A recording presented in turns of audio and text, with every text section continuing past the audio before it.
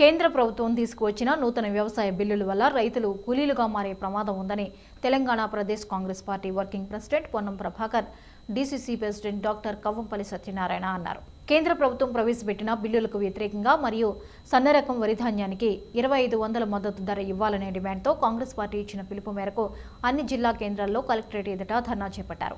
దీనిలో భాగంగా కరీంనగర్ డీసీసీ కార్యాలయం నుండి పెద్ద సంఖ్యలో రైతులు కాంట్రాక్టర్లతో ర్యాలీగా వచ్చి కరీంనగర్ కలెక్టరేట్ ఎదుట TCC president Ponnam Prabhakar, DCC అధ్యక్షులు కవ్వంపల్లి సత్యనారాయణ, నియోజకవర్గ కాంగ్రెస్ పార్టీ ఇన్ఛార్జీలు బొమ్మ శ్రీరామ్ చక్రవర్తి, కౌశిక్ రెడ్డి, మేడిపల్లి సత్యం కోమటిరెడ్డి, నరేందర్ రెడ్డి, జిల్లా నాయకులు, కార్యకర్తలు రైతులతో కలిసి ధర్నా నిర్వహించారు. కేంద్ర ప్రభుత్వం నూతనంగా తీసుకొచ్చిన బిల్లులు కార్పొరేట్ వర్గాలకు, దళారులకు కొమ్ము కాచే విధంగా ఉన్నాయని, తమ భూమిలోనే రైతులు కూలీలుగా మారే ప్రమాదం ఉందని అన్నారు. కాంగ్రెస్ పాలిత రాష్ట్రంలో ఈ బిల్లుకు వ్యతిరేకంగా అక్కడి రాష్ట్ర ప్రభుత్వాలు తీర్మానాలు చేశాయని, రైతులపై నిజంగా చిత్తశుద్ధి ఉన్నట్లయితే తెలంగాణ రాష్ట్ర ప్రభుత్వం కూడా కేంద్ర వ్యవసాయ బిల్లులకు వ్యతిరేకంగా తీర్మానాలు చేసి రైతు సంక్షేమం కోసం అనుకూల చట్టాలు తీసుకురావాలని డిమాండ్ చేశారు. ఏ పంట వేయాలో చెప్పినా ముఖ్యమంత్రి మద్దతు ధరను మాత్రం ప్రకటించడం లేదని రైతులు అరిగోసపడుతున్నారని అన్నారు. సన్న రకానికి 2500 రూపాయలు మద్దతు ధర ప్రకటించాలని డిమాండ్ చేశారు. ఉమ్మడి జిల్లాలో 4 మంత్రులు ఉన్న నామమాత్రంగానే దిష్టి బొమ్మల్లా మిగిలిపోయారని వారన్నారు. పౌరశాఖ మాత్యులు వారిని కాపాడుకునే పనిలో ఉన్నారు తప్ప ఎందుకో పనికిరారని, ఇంకా రైతు సంక్షేమం ఏం పట్టించుకుంటారని ఎద్దేవా చేశారు. ఇకపోతే ఎంపీ బండి సంజయ్ నవరసాల నాయకుడని, నటనలో ఆరితేరిన వాడని, ఎలక్షన్లకు తప్ప ఎందుకు పనికిరాడని వ్యంగ్యాస్త్రాలు సంధించారు. ఎలక్షన్లు ఉన్నా లేకున్నా, అధికారం ఉన్నా లేకపోయినా ప్రజల కోసం, రైతుల కోసం అహర్నిశలు పనిచేసే ఏకైక పార్టీ కాంగ్రెస్ పార్టీ అని వారు పునరుద్ఘాటించారు. కేంద్ర రాష్ట్ర ప్రభుత్వ విధానాల వల్ల భవిష్యత్తులో రైతులకు ఎలాంటి నష్టం వాటిల్లకూడదని ఈ ఉద్యమాన్ని చేపట్టినట్లు పొన్నం తెలిపారు. ప్రభుత్వం మెడలు వంచైన సన్నరకం వడ్లకు 2500 మద్దతు ధర ఇచ్చే వరకు కాంగ్రెస్ పార్టీ పోరాటం చేస్తుందని వారు తెలిపారు.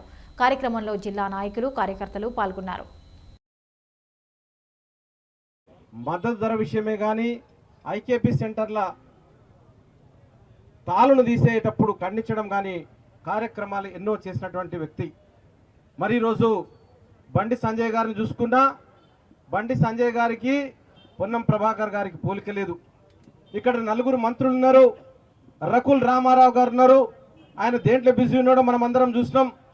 మరి ఇక్కడ గంగుల కమలాకర్ ఉన్నాడు, సివిల్ సప్లై మినిస్టరు, నిన్నటికి నిన్న బారదాన్ పోతుంటే చిరిగిపోయి ఉన్నది. మరి ఏమయ్యా అని ఒక వాట్సాప్ కొట్టపోయినాం అంటే ఆయన వాట్సాప్ ఎప్పుడు చూసినా ఆన్లైన్లో ఉన్నాడు సార్ అంటున్నారు. ఆయన ఫోన్ నెంబర్ చేయాలంటే ఫోన్ బిజీ ఉంటుంది సార్ అంటున్నారు. సరేనయ్యా, నువ్వు నీ పర్సనల్ వ్యవహారాలలో మేము రాదలుచుకోలేదు. రైతులకు ఏది అవసరం ఉన్నదో నీవు మంత్రి కాబట్టి మేము అడుగుతా ఉన్నాం. బార్దాన్ కూడా లేని పరిస్థితులు ఉన్నాయి. ఐకేపీ సెంటర్లను సందర్శించి బార్దాన్ను రైతులకు ఏది అవసరం ఉన్నదో దాన్ని మీరు కల్పించాల్సిందని మేము కోరుతా ఉన్నాం. ఈయన ఈ విధంగా ఫెయిల్ అయిపోయినాడు, ఆయన రకుల్ రామారావు ఆ విధంగా ఫెయిల్ అయిపోయినాడు. ఇక కరోనా వచ్చినప్పుడు మన ఈటల రాజేందర్ సంగతి అయితే మీరు అందరూ చూసిండ్రు. ప్రెస్ కాన్ఫరెన్స్లు ఫస్ట్లో ఉదరగొట్టిండు, ఆ తర్వాత రాను మొత్తానికే మర్చిపోయిండు.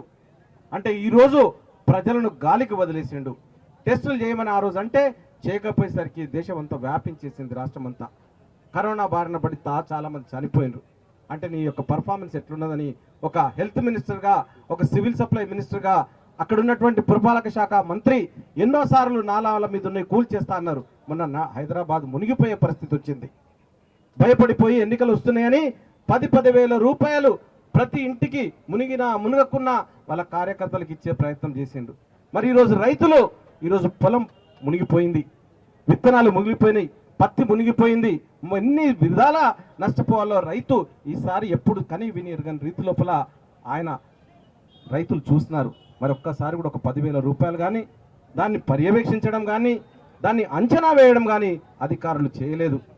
మోడీ సర్కార్ అయితే ఇక మద్దతు ధరకు మంగళం పాడాలి, ఇక మద్దతు ధరని ఎవరు అడగొద్దు, మండీ వ్యవస్థను రద్దు చేయాలి, మాయం చేయాలి, బహుళ జాతి కంపెనీలకు ఈ రైతులను వాళ్ళ కబంధ హస్తాల్లో పెట్టాలని ఒక కృతనిశ్చయంతో ఈరోజు బహుళ జాతి కంపెనీలను ప్రోత్సహిస్తూ భారతదేశపు యొక్క సార్వభౌమాధికారాన్ని ప్రశ్నించే విధంగా భారతీయ జనతా పార్టీ పరిపాలన కొనసాగిస్తూ ఉన్నది.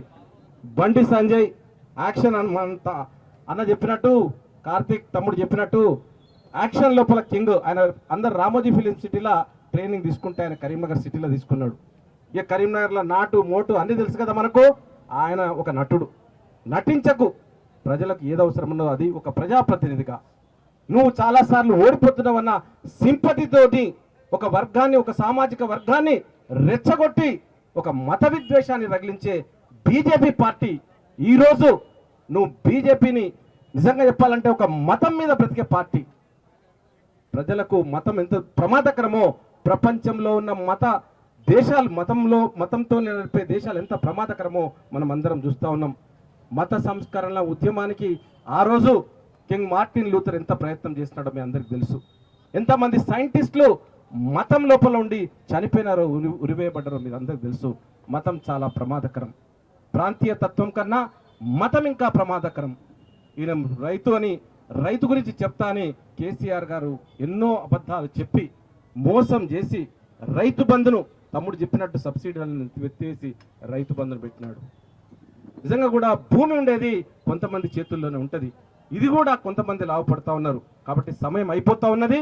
దయచేసి మీరందరూ కూడా మీ గ్రామాల లోపల ఉన్నటువంటి ఐకేపీ సెంటర్ లోపల కాంగ్రెస్ నాయకుడు ఒక సైనికుల్లాగా ఉండాలి. కొనే వరకు మనం అక్కడ ఏ విధంగా చేస్తామో రైతుకు అండగా నిలబడదాం. ఈరోజు మనందరికి కూడా అండగా పొన్నం ప్రభాకర్ అన్న ఉన్నాడు. ప్రతి విషయం లోపల కూడా ఈ జిల్లా కోసం పోరాటం చేస్తూ ఉన్నాడు. ఆయన అధికారంలో ఉన్నా అధికారంలో లేకపోయినా ఒక విద్యార్థి నాయకుడుగా ఎదిగి పార్లమెంట్ సభ్యుడైపోయి పార్లమెంట్ సభ్యుల ఫోరానికి అధ్యక్షుడైపోయి ఎదిగినటువంటి వ్యక్తి ఈరోజు కరీంనగర్ ముద్దుబిడ్డ. కరీంనగర్లో ఉన్న రైతుల కోసం ఈరోజు సంతకాల సేకరణ విషయమే కానీ, మద్దతు ధర విషయమే కానీ, మోడీ ప్రవేశపెట్టినటువంటి రైతు వ్యతిరేక బిల్లు విషయంలో కానీ అనేక విధాలుగా రైతుల కోసం పోరాటం చేస్తూ ఉన్నాడు. కాబట్టి ఆయన చేతులను మనం బలంగా చేద్దాం. ఆయన యొక్క ఆలోచన విధానాన్ని తీసుకెళ్దాం. ఇప్పుడు మాట్లాడవలసిందిగా వర్కింగ్ ప్రెసిడెంట్ పొన్నం ప్రభాకర్ గారిని నేను మనవి చేస్తా ఉన్నాను. Thank you.